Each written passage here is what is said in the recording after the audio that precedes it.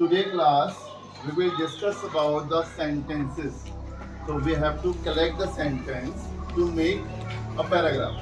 आपको पता है कि बहुत सारे सेंटेंस क्या बनता है, एक पैराग्राफ बनता है. Whenever you talk to each other, then you make a sentence, okay? Not a word, a sentence, and you have to make a lot of different types of sentences get together. So then you can talk to each other. Otherwise आप बात नहीं कर सकते. आपको ही पता है. बात करते समय में बहुत सारे सेंटेंस की जरूरत है ना.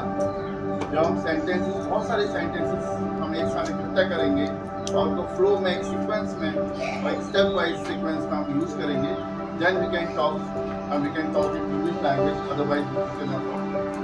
तो आज हम क्या बात करेंगे कि कैसे हम बहुत सारे सेंटेंसेस से एक we can make a story. आप कह सकते हो हम कैसे एक स्टोरी क्रिएट करेंगे. अगर हम एक स्टोरी क्रिएट कर पाएंगे, छोटी छोटी स्टोरी क्रिएट करेंगे हम. जब हम छोटी छोटी स्टोरी क्रिएट करना आएगा हमें, तो बेनिफिट क्या होगा हमें.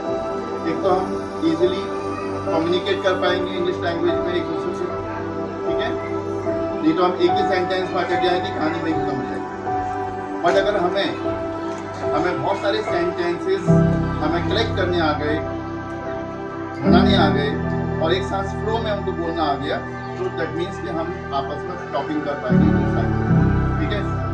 तो स्पोकन इंग्लिश में यही होता है. जैसे हिंदी में भी देखा होगा, मैं अभी जब बोल रहा हूँ आपसे एक फ्लो में, तो बहुत सारी चीज़ें बोल रहा हूँ, तो बहुत सारे सेंटेंसेस अप्लाई कर रहा हूँ, चाहे हिंदी की कर रहा हूँ या इंग्लिश की कर रहा हूँ, और कर रहा हूँ ना. तो ऐसे ही हम अगर छोटे छोटे स्टोरी बनाने अगर हमें आ गए, तो हम बहुत आसानी से आपस में टॉकिंग कर सकते हैं स्पोकन इंग्लिश में. तो let's talk about the small story.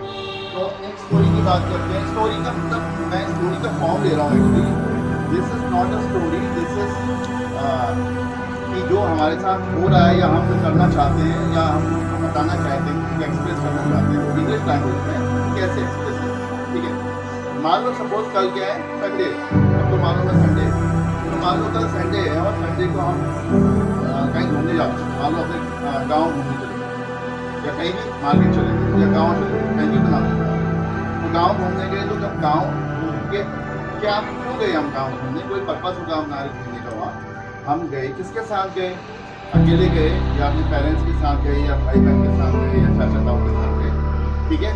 और वहाँ जाके हमने क्या किया, अब जो भी किया छोटी मोटी चीज़ें थी, और उसके बाद हम वापस आ गए. तो ये चीज़ जो हम बोल रहा हूँ मैं भी, ये जो मैंने बोला, एक छोटी स्टोरी बनाई हमने, इसी को हम अगर इंग्लिश में बनानी है भाई, ये तो इजीली ना आप लोग. आप देखो, अब मेरा जो गाँव है बहुत ब्यूटीफुल है, होगा नहीं हो रही बात, बहुत ब्यूटीफुल है. मैंने सिंपल बोला, hi very beautiful, simple word है ना, तो कोई दिक्कत नहीं है ना. देखो, अब मैं जाऊँगा भाई, मैं अपने गाँव जाऊँगा अपने पेरेंट्स के साथ, मम्मी पापा, देखो जाऊँगा,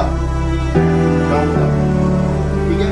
आप अपने पेरेंट्स के टुमारो संडे टुमारो वाली प्लानिंग कर लिए, तो यहाँ पर हमने बार टुमारो नहीं देखा, क्योंकि टुमारो में ही बात चल रही है, ठीक है. तो मैंने लिखा कि भाई मैं अपने पेरेंट्स के साथ कल जाऊँगा, गाँव जाऊँगा. I will go to my village, मेरे अपने गाँव में कल अपने पेरेंट्स के साथ जाऊँगा विद माई पेरेंट्स, ठीक है. Full stop.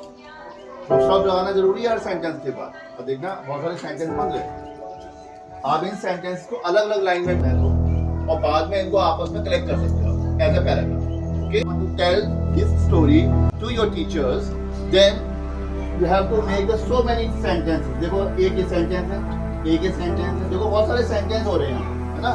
मगर हम इस सेंटेंस को एक सीक्वेंस में और एक साथ यूज कर रहे हैं, तो एक हम एक स्टोरी बना पा रहे हैं और साथ में हम वो टॉकिंग भी कर पा रहे हैं और बता भी पा रहे हैं, अपने आप को एक्सप्रेस कर पा रहे हैं. ठीक है, समझ में आ रहा है आपको बात?